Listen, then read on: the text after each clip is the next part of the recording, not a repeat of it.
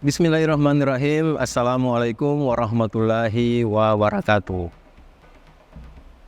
Alhamdulillahirabbil alamin. Allahumma salli ala sayyidina Muhammadin wa ala alihi wa sahbihi wa salim azmain. Alhamdulillah, kami dari Yayasan Rubatul Khairat Kota Ternate di bawah pimpinan Al-Habib Abdurrahman bin Kamil As-Sagaf. Sementara ini kami lagi membangun gedung pondok pesantren Rubatul Khairat Madrasah Al-Ulya yang sementara dibangun, ya. Gedung lantai 3. Kami sangat membutuhkan dana infak dan sedekah dari jamaah bapak-bapak dan ibu-ibu. Bagi yang mau berinfak untuk melanjutkan pembangunan gedung pondok pesantren, bisa ditransfer di rekening Bank Syariah Indonesia atas nama Yayasan Rubatul Khairat. Nomor rekening 7235639526. Terima kasih.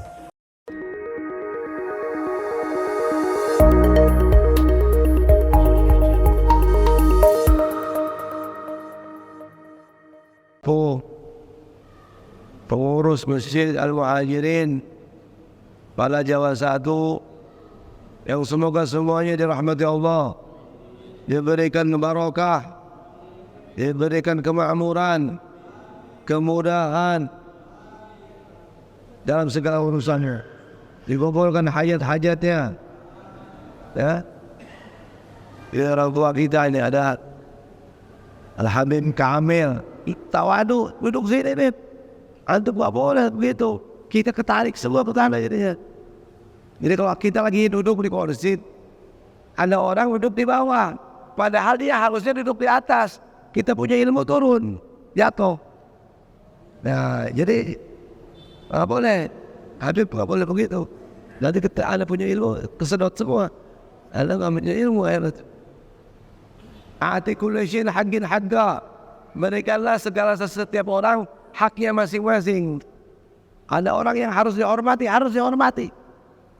Kalau kita tidak menghormati orang yang harus dihormati, celaka 12 kita. Mau celaka mau selamat? Mau celaka mau selamat? Mau celaka apa selamat? Ragu-ragu jawabannya. Man arada salama ta'addab, ta'addab, ta'addab. Al-Habib Salih bin Abdullah bin Umar Syatir menyatakan, siapa yang ingin selamat, beradab, beradab, beradab. Berakhlak, berakhlak, berakhlak. Ada orang mulia dikarenakan umurnya, karena tua. Ini saya punya mertua, Bapak Wantu, Bapak Ahmad Sujai bin Muhammad Tariq bin Saidi. Ada orang mulia karena darahnya, keturunan ya apa? Hatta anak kecil.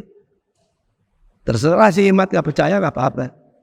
Si Imat, si Fuad, si Arya gak ada urusan. Lu pakai tuh, dengerin tuh. Dia berani ngomong kurang ajar terang-terangan, saya akan sumpahi terang-terangan. Kalau gak percaya, lihat matinya saya lebih bagus apa dia. Ayo kita adu. Kurang ajar. La'anallahu mutajahirin. Allah melaknat orang yang terang-terangan bermaksiat. Dilaknat sama Allah. Kalau ente punya dosa, di kamar ente minum, ente nonton video porno, antara ente sama Allah. Saya kita nggak boleh ikut campur, karena dia udah sembunyi. Tetapi jika ada orang terang-terangan bermaksiat, memperlihatkan kebodohannya, memperlihatkan kemaksiatannya di depan orang dan mengajak bahkan, maka ini orang dilaknat. Dilaknat. Makanya apa? Alimun mutahattik wa jahil mutanastik. Ada dua orang, dua golongan manusia yang bisa mencelakakan dunia ini, menjadi fitnah terbesar di dunia ini. Pertama, orang alim, punya ilmu, bisa baca kitab, punya nahu, punya sharaf, punya fikih, punya hadis, punya, tapi disalahgunakan. Fa'alimun bi'ilmi lam ya'malan mu'adzabun min qabli ubadil wathan. orang alim yang tidak mengamalkan ilmunya atau salah mengamalkannya, tadi digunakan untuk cari dunia, cari populer, digunakan politik, sampai merendahkan yang lain, sampai menjatuhkan yang lain, maka orang alim seperti ini mutahattik, yang menjadi fitnah terbesar. Ada yang lebih kecil dari itu. Apa? Jahil mutanasik, bodoh, tukang ibadah, ibadahnya Masya Allah, tapi yang ngerti ilmu, nggak suka hadir majelis ilmu, nggak mau dengerin majelis ilmu, nggak cinta sama alim ulama, nggak cinta sama santri. Nah, ini jahil mutanasik, ya. Fa'inna apa? Fa'inna apa? Fa'alimun wahidun mutawarra'un hasyatu ala syaitan min alfi abidin. Orang alim mutawarra' faqih yang mengerti ilmu fikih, pendalam fikihnya, wara, satu orang lebih sulit digoda oleh setan dibandingkan 1000 ahli ibadah. 1000 ahli ibadah tapi bodoh. Gue sih ilmu sekedarnya aja deh. Yang penting tahu rukun sholat, rukun wudu. Udah gak mau hadir majelis ilmu, gak mau nambah. Jahil mutanasik. Hatta lu sholat. Nanti nih, ini saya mau baca kitab dan kihul. Kitab fikih itu ada keutamaannya, kitab hadis ada keutamaannya, tafsir ada keutamaannya, masing-masing ada keutamaan. Kalau kita suka belajar ilmu fikih, awet muda. Kalau pengen awet muda, kata ulama, belajar ilmu fikih. Biasanya akalnya bagus, sehat, awet muda. Tapi kalau ingin dekat sama Rasulullah, belajar ilmu hadis, baca kitab hadis. Ingin dekat sama Allah, belajar ilmu tafsir sama ilmu tauhid. Dalam itu. Ya enggak? Nah, itu masing-masing ada kelebihan. Oleh kuliah, kita mutabarukan aja deh. Ini sebulan sekali, Beb. Benar enggak? Kita manfaatkan momen sebulan sekali, baca kitab. Walaupun satu hadis dua hadis kita baca. Ya enggak? Ini kitab hadis yang disusun oleh Imam Syekh An-Nawawi Al-Bantani. Ini orang Banten kalau nggak ngakuin Imam Nawawi, Syekh Nawawi, balul. Muhyiddin dia ngakuin Habib Abdul Haddad, ngakuin Habib Muhammad bin Tahir, Habib Tahir bin Muhammad bin Tahir, Abdullah bin Husain bin Tahir. Sulam Taufik tuh disarahin. Ini nazam apa? Akidah awam, Nur Zolam disarahin. Syekh Nawawi Al-Bantani, orang alim dari Banten. Ada yang menyatakan keturunan Sunan Gunung Jati, tapi dia sendiri tidak pernah mengaku sebagai keturunan Sunan Gunung Jati. Tawadu. Ya, satu kata Syekh Nawawi Al-Bantani, apa? Ibn Arabi, beda aja. Nggak pernah bilang dia keturunan Rasul wala apa. Belajar di Zabit. Syekh Nawawi itu belajarnya di Zabit. Seperti Abu Ya'la Abu Bakar bin Hasan Al-Atas. Kitab-kitabnya dibaca di Zabit. Seluruh antara dunia di Mekah, di Tarim, di Hadramut dibaca juga. Kita di Indonesia apa lagi? Al-Bantul, orang bangga. Ulama Nusantara, sekelas dunia. Imam Masjidil Haram. Dikuburnya di Ma'la. Yang ajaib itu kuburan keluar rumput. Rumput. Arab negeri panas, nggak ada kuburan, ada tumbuh tanam-tanaman. Syekh Nawawi karamat, dibongkar kuburannya, utuh tubuhnya. Orang soleh. Allahumma shalli ala Muhammad. Jadi Anda ambil bagian sedikit, paling lama 30 menit, nanti Habib Abdul Rahman sisanya. Baru tetap kita akhiri dengan doa. Gitu Bebe? Cocok ya? InsyaAllah. Bismillahirrahmanirrahim. Alhamdulillahirrahmanirrahim. Al-aqibatul muttaqin. Wa la udwana illa ala zalimin. Wassalatu wassalamu ala khair khalqi Muhammadin. Wa ala alihi wa sahbihi ajma'in. Amma ba'd. Nah, ini beliau udah mulai dengan alhamdulillah, salawat, ya. Dan keluarganya kepada Nabi, sahabat, semuanya. Amma ba'd fa inni aradtu an ajma kitaban lil akhbar an-nabawiyyah wal athar ar-rawiyah bi isnadin sahih wa thiq. وحذفت الأسانيد وجعلت 40 بابا في كل باب 10 أحاديث. Ini formulanya kita baca, nggak boleh loncat-loncat. Ya enggak? Saya ingin mengumpulkan sebuah kitab Di mana di situ ada berita-berita hadis, akhbar itu habar dari Nabi, itu hadis dari Rasulullah, wal athar marwiyah, riwayat-riwayat ya dengan sanad yang sahih, wathik, terpercaya, jadi diambil dipilih sama beliau 10 hadis-hadis yang sahih. Ya. Dibuang sanad-sanadnya karena terlalu panjang. Kita kalau satu hadis saja, apalagi kalau kita kayak Habib Muhammad bin Abdullah bin Abdul Ghani bin Ahmad bin Faqih, itu kalau nyampein satu hadis, saya pernah hadir hall di Malang dulu, an walidi, an jaddi, an syekhul jaddi, hulan disebut, an Rasulullah SAW. Baru ngomong sanadnya aja udah 20 menit, 10 menit. Jadi kalau kita mau belajar hadis begitu, agak kelamaan. Kita singkat aja langsung. Tak intinya, ya. Yang penting hadisnya sahih. Aku jadikan 40 bab. Setiap bab ada 10 hadis. Saya beri nama Lubabul Hadis. Wa asta'in billahil azim alal qaumil kafirin, dan saya memohon kepada Allah Subhanahu wa taala pertolongan supaya selamat dari orang-orang kafir. Ya. Bab pertama fi fadilatul ilm wal ulama. Nah, ini kita loncat aja langsung.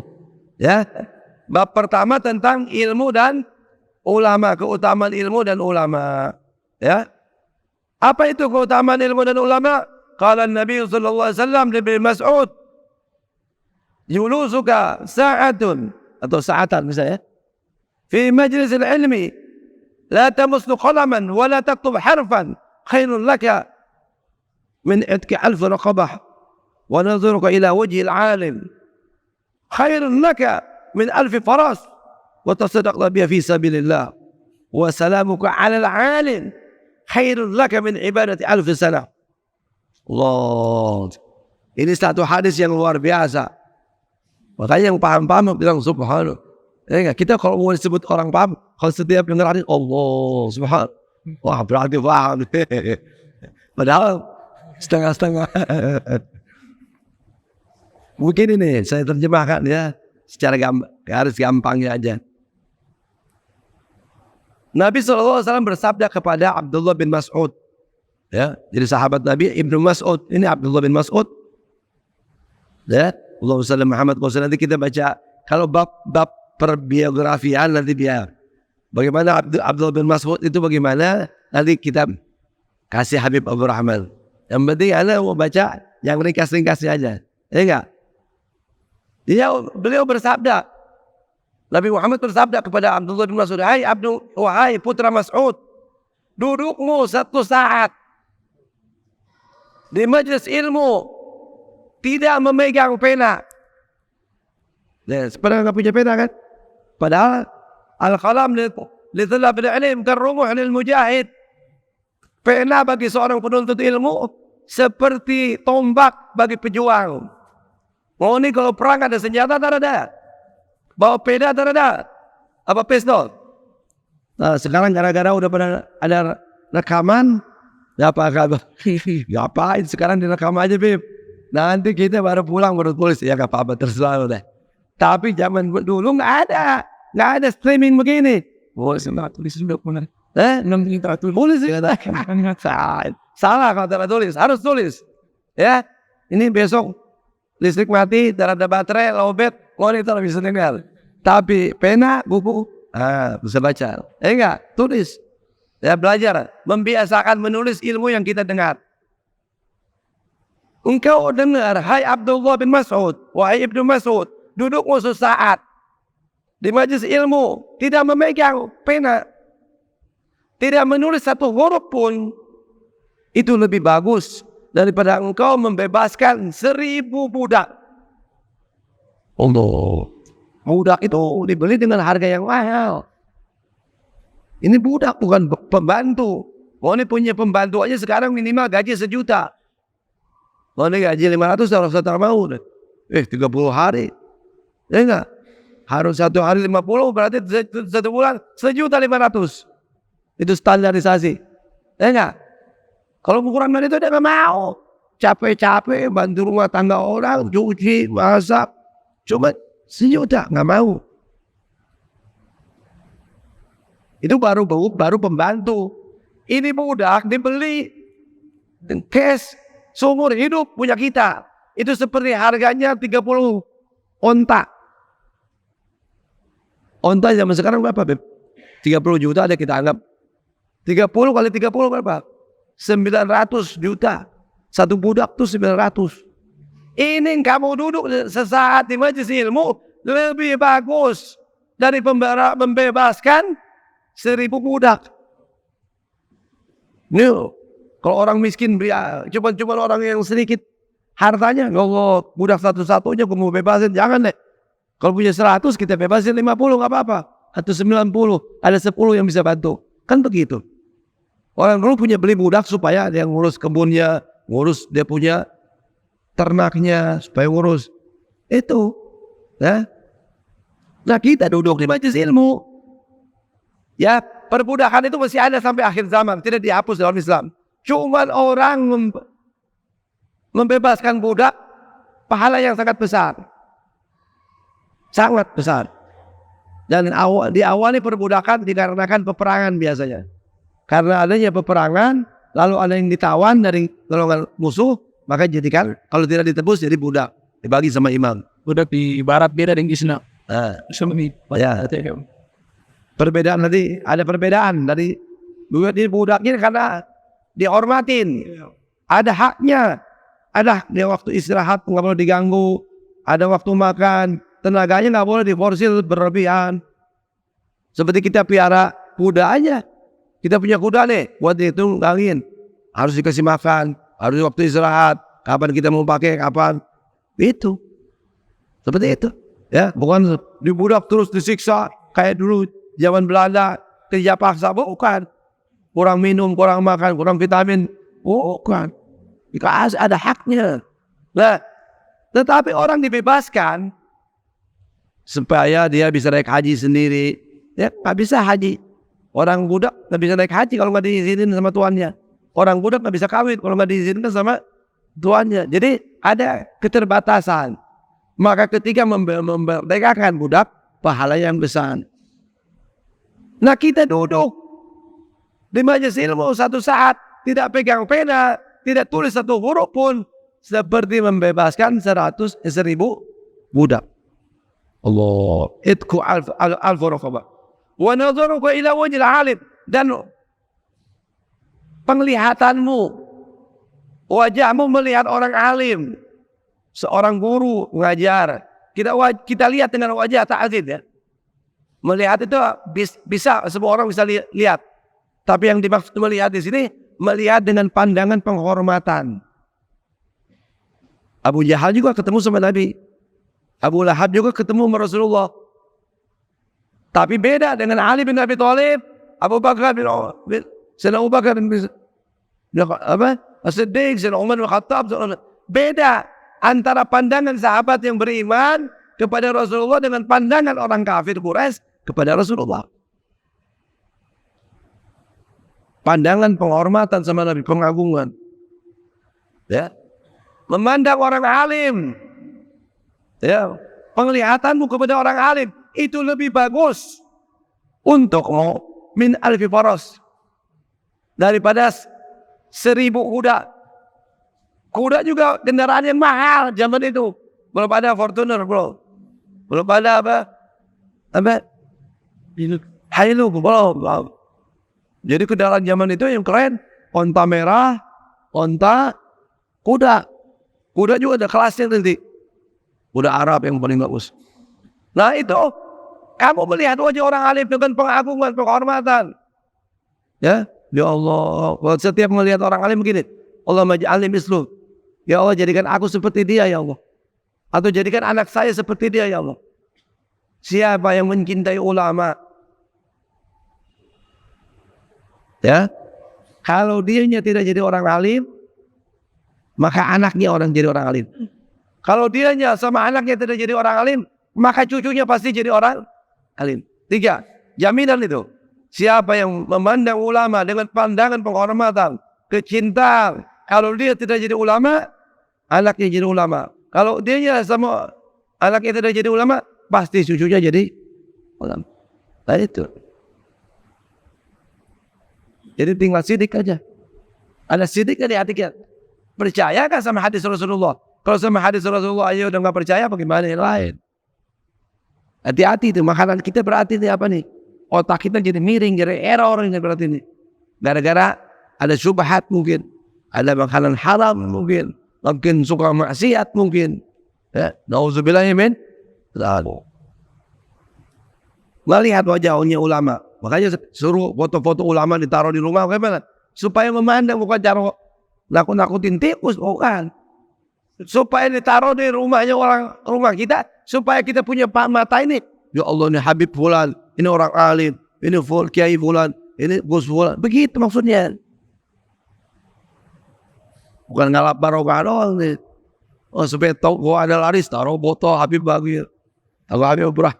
Salah loh. Enggak. Niatnya salah. Cuman emang terjadi juga itu karomah. Habib Idrus bin Salim Al-Jufri rumahnya, ada rumah yang ditaruh fotonya guru tua, nggak kebakaran. Banyak yang begitu. Habib Soleh Tanggul dulu di Bogor, ada orang mau masuk, maling, pencuri, mau masuk, Habib dari foto itu keluar, Habib Soleh Tanggul. Itu orang nggak bisa keluar. Keliling. Dibalikin lagi, batal, dia punya sampai subuh, Beb. Orangnya masih hidup. Masih saya ngalamin masih hidup, masih hidup, sekarang udah meninggal. Tapi anaknya masih hidup. Haji Ujang di Cipanas, di belakang Villa Botol. Wih, muridnya bapak saya. Itu sampai subuh, nggak bisa keluar, Beb. Kenapa? Itu kenapa mana di bahasa Sunda? Kenapa kamu di sini masuk rumah saya? Saya ini tujuannya terus terang, jujur saja mau mencuri. Tapi gara-gara lihat foto Habib Soleh Tanggul keluar. Saya buntu ini pintu semuanya ketutup, saya nggak bisa lihat. Makanya saya sampai kamu tobat, istighfar. Tuh. Ya, ini bukan cerita dongeng, ini ada cerita langsung nyata ketemu orangnya. Gitu. Melihat wajah orang alim lebih bagus daripada sedekah 1000 onta. Wa tasaddaqta fi sabilillah. Sedekahnya bukan tanggung untuk jalan Allah, untuk peperangan. Ente korban nih. Saya nggak bisa ikut perang, cuman bisa nyumbang 1000 onta, 1000 kuda, supaya ini 1000 pasukan bisa naik kuda saya. Kira-kira kalau ada orang begitu donatur yang mendanai peperangan 1000 onta, hebat ya? Nggak apa-apa, antum nggak hadir juga, yang penting udah nyediain fasilitas kuda-kuda bagus. Ngomong. Itu bisa didapat dengan engkau melihat wajah ulama dengan pandangan ta'zim, pandangan penghormatan. Ada Habib Umar bin Hafid, lihat wajahnya, cium tangannya, lihat wajahnya. Ya Allah, semoga saya dapat pahala 1000 onta, 1000 budak. Sedekah. Wassalamuka 'alal 'alim khairun laka min ibadah alf sanah. Dan engkau mengucapkan salam kepada orang alim. Assalamualaikum Bib, assalamualaikum Ustaz, assalamualaikum Kiai, assalamualaikum. Itu satu kamu salam sama ulama, berpapasan di jalan, ngucapin salam, itu lebih bagus daripada engkau ibadah 1000 tahun. Nah, Anda punya ibadah berapa? Ya Allah, Wa qala sallallahu alaihi wasallam faqulu wa mutawar asyatan min alfi abidi. Dan Nabi sallallahu alaihi wasallam bersabda, satu orang ahli fikih yang wara lebih sulit digoda oleh setan daripada 1000 ahli ibadah. Bukan ahli ibadah biasa, abidin mujtahidin, jahilin warain. Satu orang ahli fikih lebih sulit digoda daripada oleh setan dibandingkan 1000 ahli ibadah yang bodoh. Walaupun rajin, mujtahid, sungguh-sungguh, waro. Waro ya jahil gimana tuh? Aku nggak ngerti. Ya. Makanya itu waro ada tingkatannya. Kita punya waro sampai mana? Ya.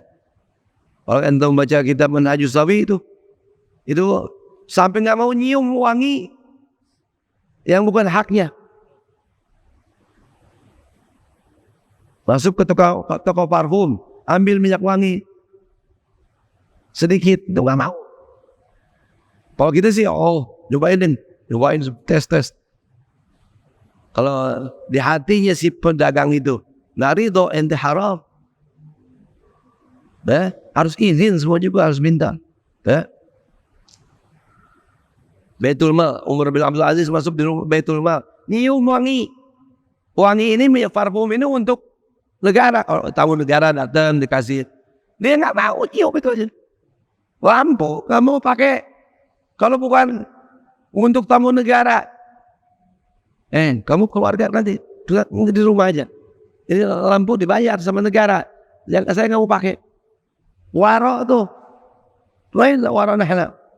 Kita punya pejabat kaya semua, kenyang, gaji cukup, rumah dinas, mobil dinas, itu semuanya ada fasilitas. Masih mau korupsi lagi. Inna lillahi wa inna ilaihi. Ini kenapa? Nggak ada waro, nggak ada syukur sama Allah. Ya Allah billah. Dan Nabi SAW bersabda, fadlul alim ala al-abid ka fadlul qamar lailatul badr ala sa'iril kawakib.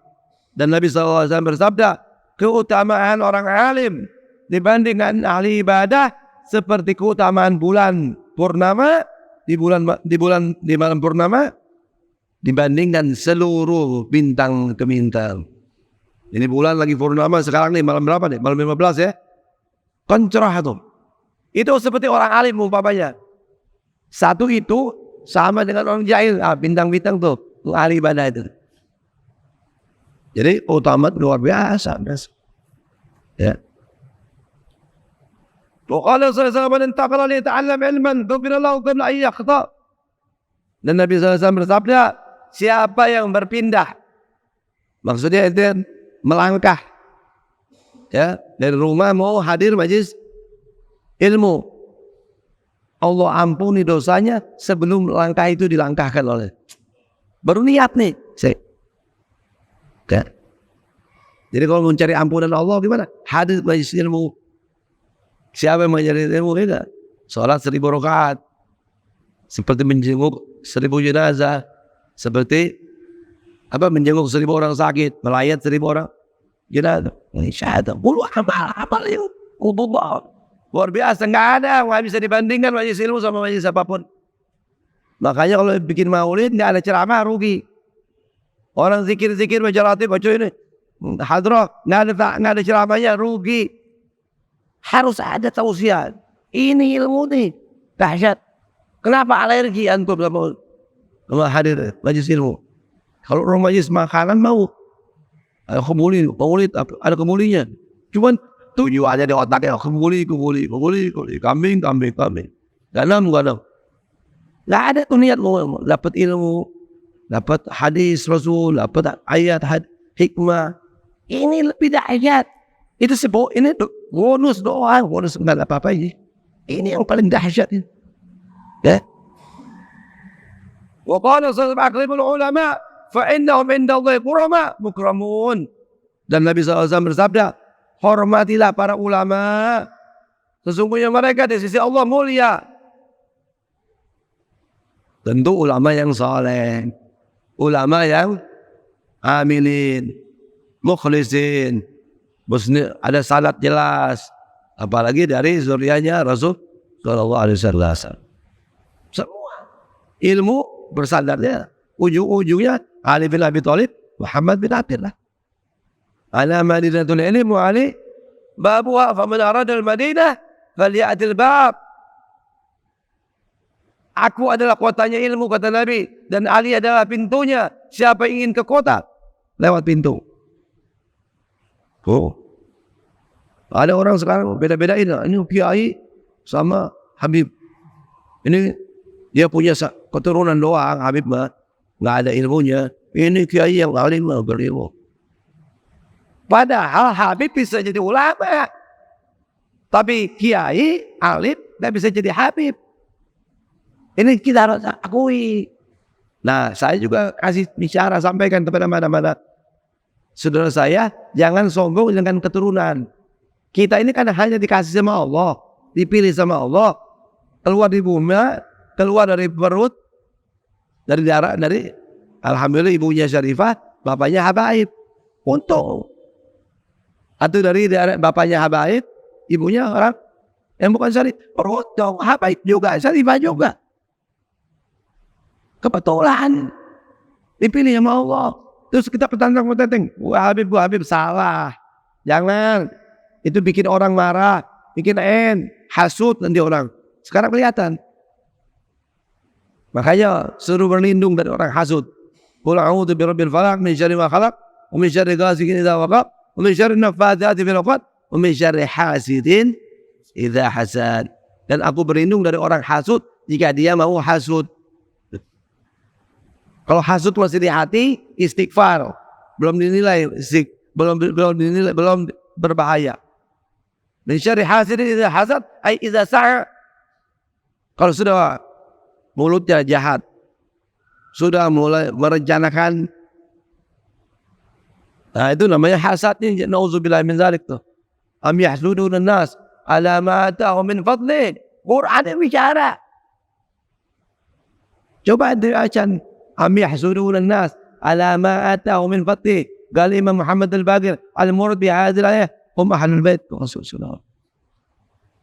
Mereka hasud, mereka dengki iri atas orang-orang yang diberikan keutamaan oleh Allah. Allah yang kasih keutamaan sama keturunan Rasul. Lalu orang iri, berarti orang tersebut tidak menerima takdir Allah. Padahal rukun iman bagaimana? Amantu billah wa malaikati wa kutubi wa rusuli wal yawmil akhir wa bil qadari khairihi wa syarrihi min Allah Ta'ala. Rukun iman yang terakhir yang keenam, beriman kepada takdir baik, takdir buruk, semuanya datang dari Allah Subhanahu wa ta'ala. Hasud berarti ada orang kaya, kita hasud sama dia, berarti kita nggak beriman. Ya enggak? Yang kasih kekayaan siapa? Allah. Kita hasud, saudara kita jabatannya lebih tinggi. Siap yang berikan jabatan siapa? Oh, harus balikin begitu. Ya, kama ta'kulun nar hatta. Orang yang hasud seperti orang apa? Seperti api memakan kayu bakar. Amalnya hilang. Kita punya sholat hilang. Kita punya puasa hilang. Zakat kita hilang. Quran kita hilang. Nggak ada amal. Jadi kalau mau diterima bagaimana? Bersihin hati, balikin kepada Allah. Alhamdulillah, saya jadi umatnya Rasulullah. Saya orang yang beriman kepada Rasulullah. Jadi umatnya Rasulullah aja udah harus bersyukur. Apalagi nih Habib, Syarifah nih. Dikasih darah yang bagus. Kalau nggak bersyukur kurang ajar, keterlaluan. Alhamdulillah ja'alani min zurriyyati Rasulullah. Alhamdulillah ja'alani min ummati Rasulullah. Harus bilang, baca tuh tiap hari. Minimal 3 kali sehari. Habib Abdullah Syadri membaca doa ini 3 kali sehari. Alhamdulillah ja'alani min zurriyyati Rasulullah sallallahu alaihi wasallam. Min da'awat Habib Abdullah bin Umar Syadri. 3 marat. Syukurnya beliau tiap hari baca begitu. Nah kita yang bukan zuriyah, alhamdulillah ja'alani min ummati Rasulullah. Ya Allah, segala puji bagi Allah yang telah menjadikan aku daripada umatnya Rasulullah sallallahu alaihi wasallam. Apa keutamaan umat Rasulullah?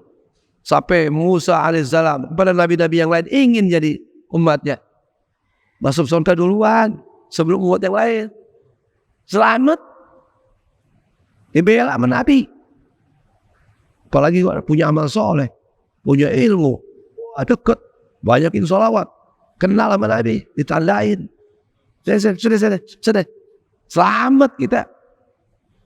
Ya. Wa qala zaman nazala wajil alim nazara fawariya biha khalaqahu ta'ala binti nazara malakan yastaghfirullahu ila yaumil qiyamah. Siapa yang melihat wajahnya orang alim dan dia gembira. Dan siapa yang melihat wajahnya orang alim dengan pandangan lalu dia senang. Allah, Habib ini senang sama anak. Si alim ini senang. Kalau kita melihat dengan wajah yang berseri-seri menyenangkan beliau, bisa diartikan dianya yang melihat ini senang dengan wajahnya orang alim, atau si orang alim ini senang sama yang melihat tadi. Apa katanya? Allah ciptakan seorang malaikat yang memintakan ampun sampai hari kiamat. Kebahagiaan itu dibentukkan sama Allah jadi malaikat. Dan malaikat itu memintakan ampun sampai datangnya hari, kapan hari kiamat, Beb? Minggu depan. Ratusan tahun lagi. Mungkin ribuan tahun, kita nggak tahu. Ditulis di malaikat tuh. Besok lihat lagi orang alim, ditulis lagi yang baru. Besok lagi lihat orang alim lagi. Farahan. Terus Allah, pahala berlipat ganda. Ila yaumil qiyamah. Wa qala an-nabi sallallahu alaihi wasallam, man akrama 'aliman faqad akramani, wa man akramani faqad akrama Allah, fa ma'wahu al-jannah. Siapa yang menghormati ulama, orang alim, maka dia telah menghormati aku. Dan barang siapa menghormati aku, yaitu Rasulullah, maka tempatnya adalah di surga. Wa qala an-nabi sallallahu alaihi wasallam, afdal min ibadatil jahil. Tidurnya orang alim, perhatikan nih. Tidurnya orang alim lebih afdal daripada ibadahnya orang bodoh. Ini ceritanya bagus ini, ada ceritanya nih. Dulu ada orang alim tidur di masjid. Dan biasa kalau ada orang sholat kan setan nggak ganggu. Nih setan mau ganggu seorang yang ahli ibadah ini. Tetapi si ahli ibadah ini sholat di sampingnya ulama, di sampingnya orang alim yang sedang tidur. Kata si setan, wah bahaya kalau ada ganggu.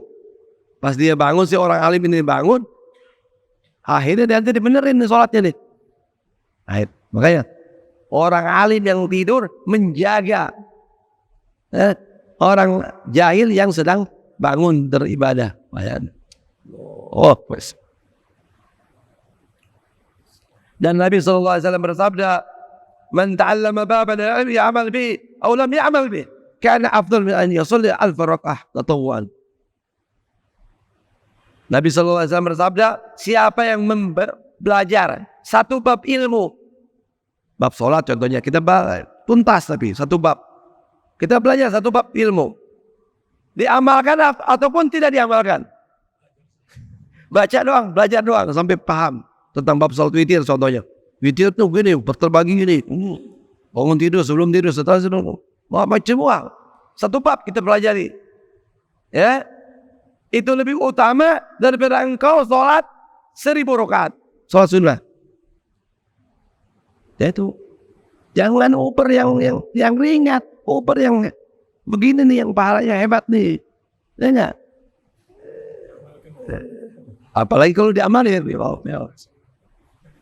Wa qala an-nabi sallallahu alaihi wasallam, man zara 'aliman faka'annama zarani, wa man safa 'aliman faka'annama safahani, wa man jalasa 'aliman faka'annama jalasani fid dunya, wa man jalasa fid dunya ajlasu ma'i yaumal qiyamah. Allahumma shalli ala Muhammad wa ala ali sayyidina. Siapa, kata Nabi Muhammad SAW, siapa yang mengunjungi, berziarah sama orang alim, maka sama dengan menziarahi aku, yaitu Rasulullah. Dan barang siapa bersofah apa? Cium tangan, salaman. Ya, jadi kadang-kadang orang mau cium ulama, seolah-olah dia paling alim. Sombong nih, buang nih. Ada orang alim, hatta anak muda cium, tarik, sedot. Ini sohib, ente punya sohib itu, tarik, cium tangan tuh di mulut. Ini kata Habib Salim, pakai bibir, pakai hidung, bukan pakai testa. Apalagi ngaco salaman. Siapa yang bersalaman sama seorang ulama, maka seolah-olah bersalaman dengan aku, dengan Rasulullah. Dan barang siapa duduk bersama orang alim, maka seperti duduk bersamaku di dunia. Dan barang siapa berduduk bersama aku di dunia, aku akan dudukkan dia bersamaku di hari kiamat. Allahumma shalli ala Muhammad. Ini satu bab selesai, bab tentang keutamaan ilmu dan ulama. Saya akhiri, minta maaf. Wassalamualaikum warahmatullahi wabarakatuh. Silakan Nabi Abdul Rahman. Fadlu. Saya mungkin hanya melanjutkan karena tadi sudah sempurna syamil wa kamil. sudah mencakup dan sudah sempurna. Mungkin mau tambahkan sedikit sendiri. Dan tadi kita hengkit memotivasi kita untuk menuntut ilmu, belajar ilmu agama, tidak mengenal umur dan usia. Ya, tadi mungkin disebut termasuk bab fadail al-ilmi wa ahlihi, ya, keutamaan ilmu dan pemilik ilmu. Dan sebenarnya kitab ini kumpulan hadis dari Imam Suyuti, kurang lebih 500 hadis, 400-an apa 500-an sekian baca. Diberi judul babul hadis, babul ilal. Suyuti memang produktif menulis kitab dari berbagai fan disiplin keilmuan, baik tafsir, hadis, bahkan fikih, ya, di Al-Awi, di Fantawa beliau. Disarahi oleh Syekh Nawawi Al-Banzin, Tanqiqul Qawl Hadis. Ya demikian. Nah, luar biasanya tadi beliau memulai hadis. Itu satu hadis tadi yang di awal tadi, ya, sedekah 1000 ekor berpunda di jalan Allah dan seterusnya. Itu cukup menunjukkan begitu besarnya fadilah majlis ilmu. Satu itu sudah cukup. Al-kifayah. Nah, diriwayatkan oleh sahabat yang memang thalabul ilm. Ya, Ibnu Mas'ud ini sahabat yang mencintai ilmu. Beliau tercatat sebagai sahabat yang masuk Islam paling awal. Kalau kita baca di dalam Al-Quran, as-sabiqunal awwalun minal muhajirin wal ansar. Beliau masuk di ayat itu. Orang-orang terdahulu yang masuk Islam dari golongan muhajirin. Bahkan mengatakan Ibnu Asir dalam kitab Al-Kamil fi Tarikh, mengatakan beliau orang ke-6 yang masuk Islam. Wow, maksudnya Ibnu Mas'ud. Fisiknya kurus, kecil, kurus. Sampai di mana diceritakan naik pohon kurma, angin tiup, betisnya tersingkap. Sahabat melihat betis yang halus, tertawa mereka. Kemudian nanti katakan, kalian tertawakan apa? Mereka katakan, itu ya Rasulullah, betisnya Ibnu Mas'ud kecil, tipis, halus. Apa kata Nabi? Ya saqaf yaumal qiyamah wa athqal min jabanil Uhud. Kalau kalian tahu tidak, nanti di hari kiamat betisnya dia, Ibnu Mas'ud punya betis yang halus itu, di hari kiamat hasanatnya, maksudnya di situ kata Ibnu Mas'ud, kebaikan-kebaikannya itu lebih berat dari gunung Uhud. Nah, Imam Suyuti juga meriwayatkan di dalam kitab Al-Lumah fi Asbabil Wurud. Imam Suyuti ini lahir tahun 849, Hijriah, wafat 911 Hijriah. Dari awal dari keislamannya Ibnu Mas'ud, beliau mengembala kambing. Ketemu Rasul dengan Sayyidina Abu Bakar Siddiq. Waktu itu Nabi meminta kepada Ibnu Mas'ud susu kambing tersebut. Ibnu Mas'ud orangnya amanah. Padahal belum memeluk Islam, tapi sudah ada sifat baik. Biasanya orang baik kan dapat hidayah, istilahnya begitu. Dia mengatakan, mohon maaf, ini kambing saya hanya ditugaskan jaga, bukan milik saya. Saya gak berani berikan susunya walaupun sedikit, karena bukan milik saya. Wah, Rasulullah lihat, wah, ini ada potensi mendapatkan nur Nabi Muhammad, bisa mendapatkan nur ilahi di sini. Baik, Nabi berikan opsi, mana kambing laki-laki. Azza fi kitab Dalailun Nubuwah, Imam Abu Nu'aim Al-Asbahani mencatat sebagai mukjizat Rasul. Ambil kambing laki-laki yang kurus kering, yang adanya hanya tulang, tidak ada daging, dipilih kambing tersebut. Kemudian Nabi pegang itu kambing dengan tangan berkah beliau, dengan tangan suci beliau pegang. Subhanallah, kambing itu gemuk. Kemudian kambing jantan ini mengeluarkan susu. Allahumma salli ala Muhammad wa ala ali. Disaksikan oleh Abdullah bin Mas'ud.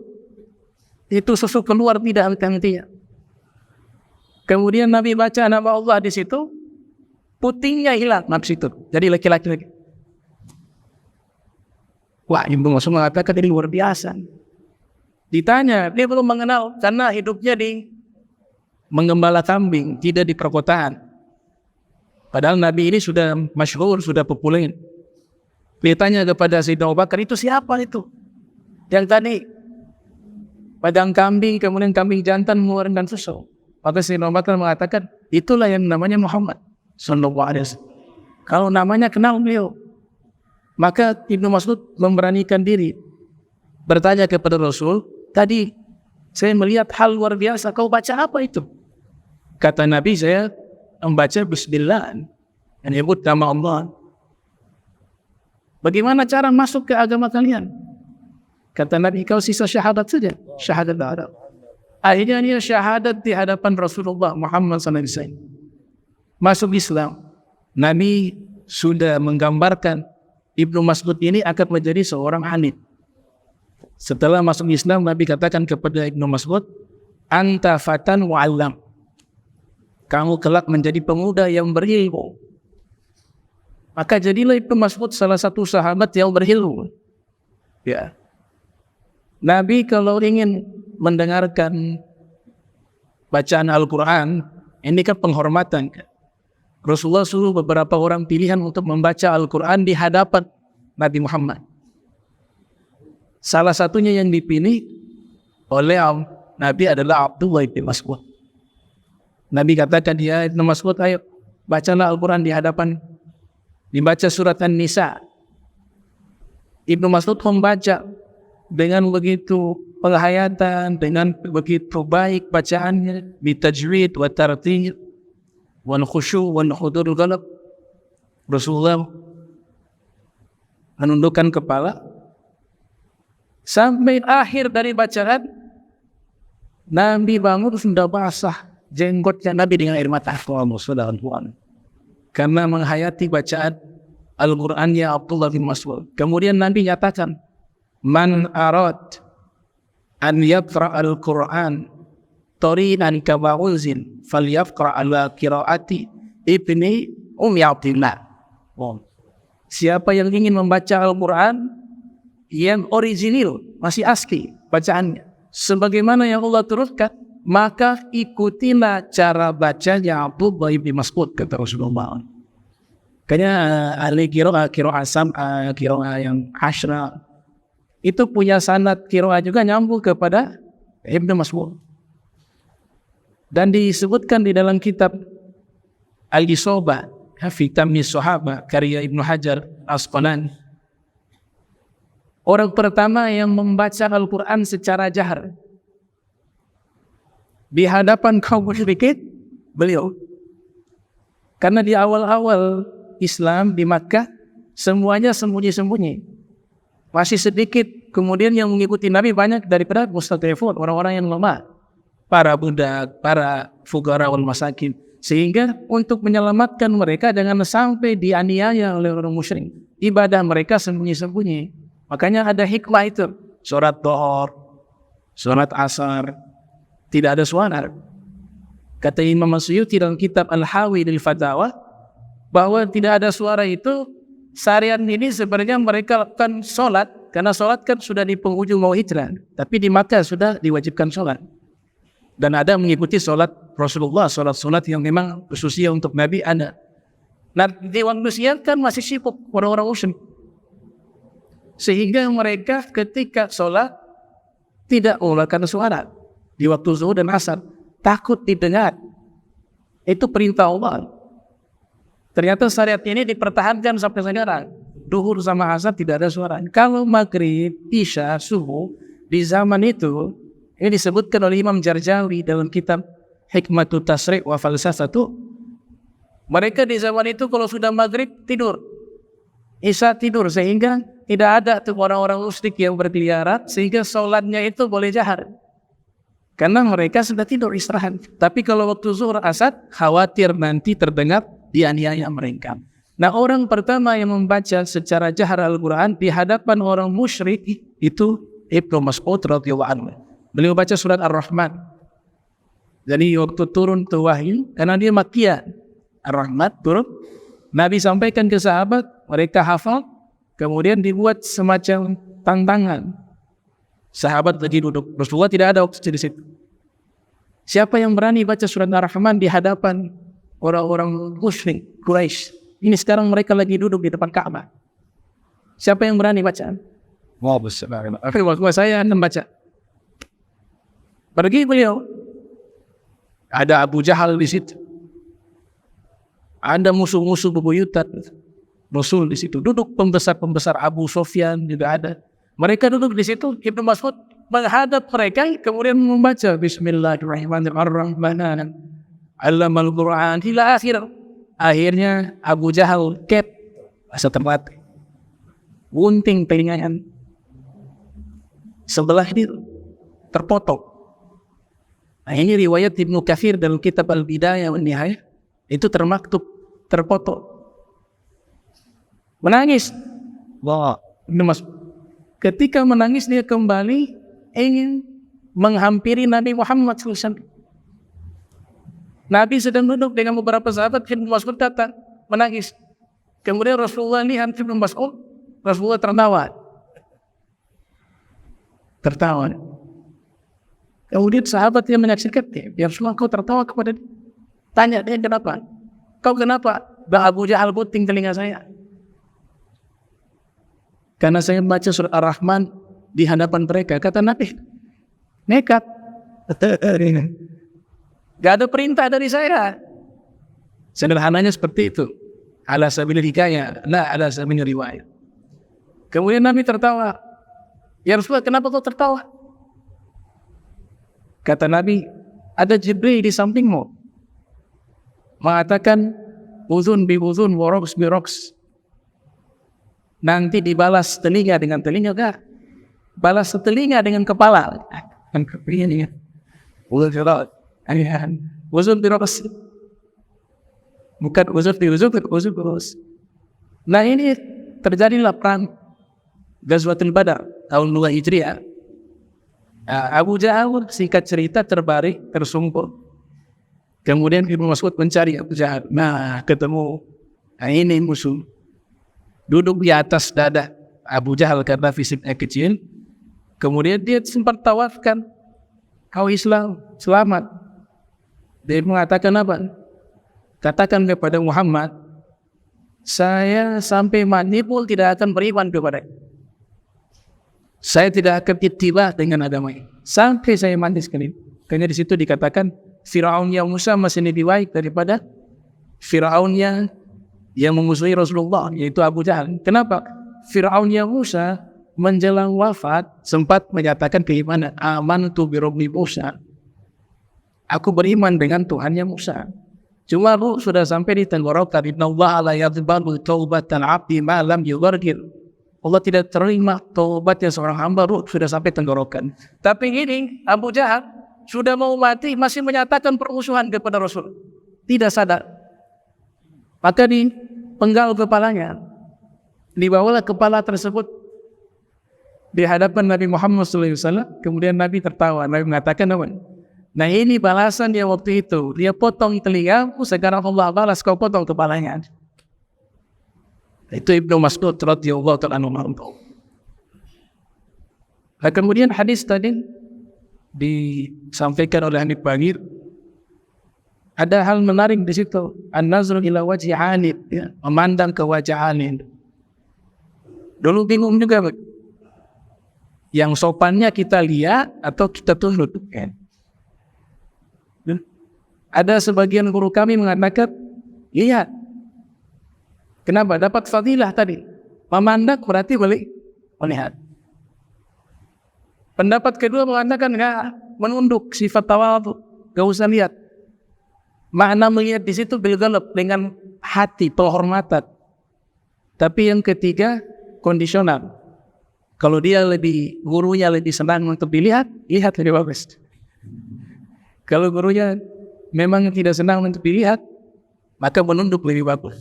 Dan itu terjadi di masa Sulh Hudaybiyah. Ya, dibuat perjanjian, kemudian Suhail datang sebagai delegasi dari orang-orang Makkah, masih belum memeluk agama Islam. Situ kan disuruh hapus nama Muhammad Rasulullah. Gak boleh pakai Muhammad Rasulullah. Tulis Muhammad saja. Rasulullah mengiyakan, ya, ikut tidak maunya mereka. Disuruh Sayyidina Ali yang mencatat tulisan Ali. Ya Ali bumuhu. Wahai Ali, hapus tuh Rasulullah, kelar. Sayyidina Ali tidak mau. Nabi ulangi 2 kali, 3 kali, tidak mau juga. Akhirnya Nabi sendiri yang mengambil lembaran kertas tersebut, kemudian dengan niat dia bersihkan. Yang hadir menyaksikan ini. Keluar Suhail, Nabi katakan, wahai Ali, kenapa kau tidak menghapus? Sayyidina Ali mengatakan alasan, wallahi la amruhu wa abada. Demi Allah, saya tidak akan berani menghapus gelar Nabi Muhammad selama-lamanya. Gak berani saya. Berarti ini dilakukan dengan motif apa? Adab, akhlak, wa ta'zim kepada Nabi. Setelah itu Nabi katakan apa? An-nazru ila wajhi Ali ibadah. Wahai sahabat, siapa yang memandang wajahnya Ali, ibadah. Dihitung sebagai ibadah. Sayyidina Abu Bakar Siddiq tawaf. Situ ada Sayyidina Ali, ada Sayyidina Umar bin Khattab. Tawafnya Sayyidina Abu Bakar tidak lihat ke arah Ka'bah. Diperhatikan oleh Sayyidina Umar bin Khattab. Sayyidina Abu Bakar hanya melihat wajahnya Sayyidina Ali sepanjang tawaf. Padahal anjurannya melihat ke arah sana, arah Ka'bah. Selesai tawaf 7 kali tersebut, ditanya oleh Sayyidina Umar, tadi saya melihat kau memandang wajahnya Ali bukan ke arah kamu.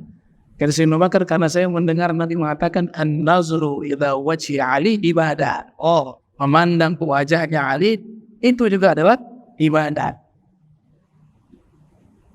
Kemudian yang terakhir, manintan qala li ta'allama ilman ghufira lakum la yaqtu alayhi. Siapa yang melangkahkan kakinya, baru langkah nih, belum nyampe kan. Masih di rumah itu, mau hadir majelis ilmu, baru 1 langkah, yaqtu. Ghufira lahu. Dosanya sudah diampuni oleh Allah Subhanahu wa taala.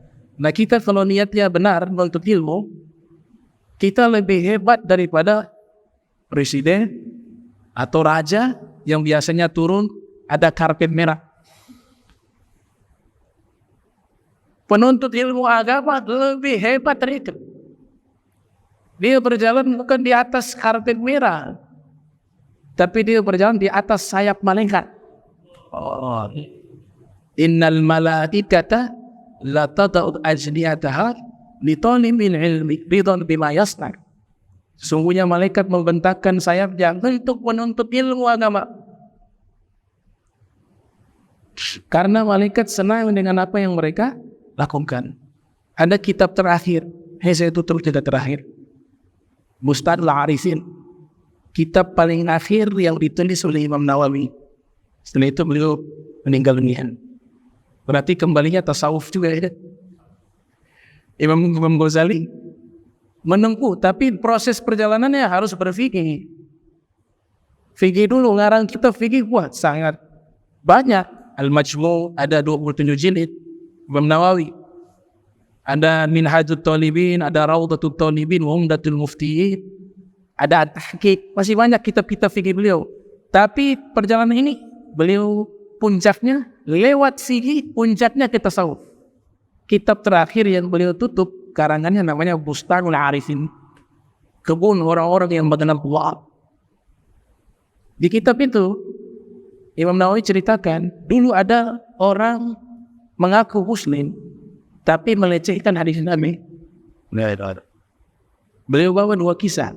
Nah, ini sebagai juga nasihat bagi kita ya secara pribadi. Jangan pernah gampang mengatakan ini hadis palsu, ini hadis dhaif. Kata Nabi, man radda hadisan anni ballagahu. Siapa yang menolak satu hadis dari setelah disampaikan kepadanya, fa ana khasibuhu yaumil qiyamah.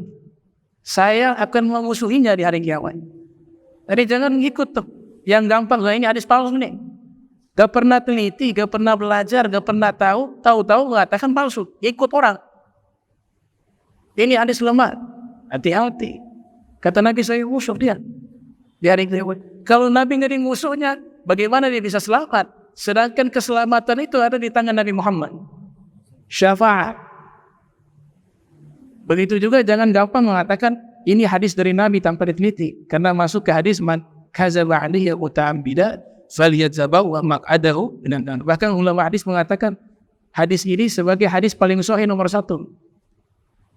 Jadi kalau ditanya hadis sahih nomor 1 hadis tadi, mutawatirnya itu tidak terhitung jumlahnya. Jilan ba'da jilin, generasi dari generasi sampai kepada kita. Nah, Imam Nawawi mengatakan di situ, ada orang melecehkan hadis tadi. Sesungguhnya malaikat membentangkan sayapnya untuk penuntut ilmu. Dia mengatakan, apa ini gak masuk di akal? Gak pernah lihat malaikat. Akhirnya dia lihat ada santri-santri yang mau datang belajar ke satu majelis, dia setting sepatunya di bawah ada paku. Dua sepatunya ada. Waktu dia keluar, mereka lihat sepatu kok ada paku. Dia mengatakan, kan di hadis mengatakan malaikat membentangkan sayapnya kepada penuntut ilmu. Artinya jalan di atas sayap malaikat. Saya sengaja pakai paku untuk mencabing-cabing sayap malaikat. Boleh ada, soal ada. Waktu dia berbicara demikian, tiba-tiba lumpuh dia. Semua tubuhnya gak bisa digerakkan, kakinya tidak bisa digerakkan, tangan, badan, sampai meninggal dunia dalam keadaan seperti itu. Dia tobat, dimaafkan, Allah alam ya. Tobat tetap dimaafkan, tapi kan sudah dapat azab, lumpuh seumur hidup. Yang satunya melecehkan siwak. Apa ini siwak? Dilecehkan. Dia lecehkan siwak yang Nabi katakan laula an asyqa ala ummati la amartum bi siwaki 'inda kulli wudu' wa 'inda kulli shalah fi riwayat. Kalau saya tidak memberatkan umat saya akan perintahkan mereka bersiwak setiap kali wudu ataupun sholat. Cuma Nabi kasihan kalau rutin, makanya ada liburnya tuh. Kalau tidak libur konsisten jadi wajib siwak. Kata Abu Syaroni, Nabi ada sekali-sekali tidak pakai. Untuk tidak jadi wajib, bukan untuk Nabi. Kalau Nabi mampu lakukan itu, tapi kasihan bagi kita. Maka jadi sunnah. Dia ambil itu siwak, dia masukkan ke toilet. Kurang ajar. Buang air hajat, buang air besar, siwak digunakan. Dia lecehkan siwak. Buat kencing, dia kencingin siwak. Dengan niatnya tikar. Merendahkan hadis Rasul. Tidur dia. Di malam hari tidur. Tiba waktu dia bangun, siwaknya sudah masuk ke dubur. Akhirnya dia mati di tempat. Nah, ini cerita Imam Nawawi sampaikan kepada kita, jangan kita sampai merendahkan hadis-hadis Rasul Muhammad SAW. Mudah-mudahan Allah Ta'ala berikan kita istiqamah di ta'al ibadah, dan juga tadi majlis ilmu punya fadilah begitu besar ya. Kita hadiri majlis dan Habib Bangir, majlis fikih, Mukhtasar Shaghir kita dah ngajar ya. Mukhtasar Shaghir. Wah, ya, masih sangat ya, habis. Ya, ini majlis terbaik yang membahas halal haram di zaman sekarang. Kalau stand up comedy banyak sekarang, tapi majlis fikih sedikit. Ya, mudah-mudahan kita dapat barokah ilmu, barokah ulama, barokah mencintai para aulia dan sholihin sehingga kita dikumpulkan bersama mereka. Amin.